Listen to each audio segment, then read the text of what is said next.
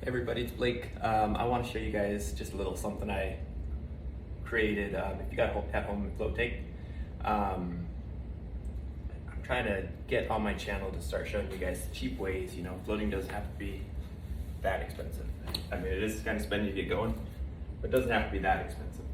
You know, floating is something I think is more beneficial at home. You know, when you can do it when you truly need it and as often as you can. So I got a UV system here. It had a callback where these machines were catching fire.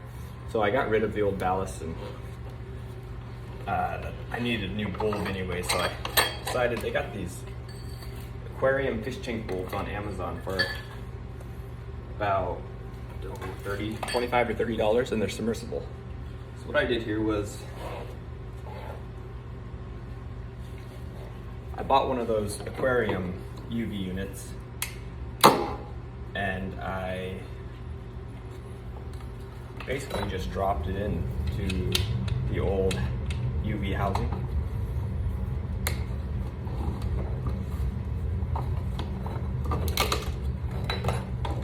Let's see if I can get this out of here.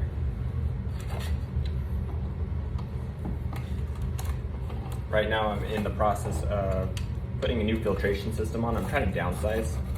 If you got an at-home tank, you know, bigger is really just an annoyance.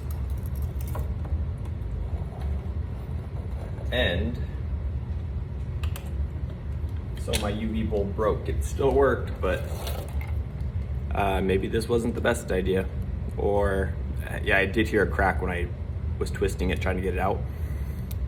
So my guess is it just broke when I was taking it out, because it was working and didn't really see any issues until I twisted that. But basically what I did, and I'll show you a better option where you can actually buy a piece instead of making it, but just bought a piece, you know, so I could take this out. I epoxy welded it on both sides, and my thought was, you know, when I need to change it, I'd just buy a new plug, do the same thing, and buy a new bulb, and then I could just re-drop it right back in there.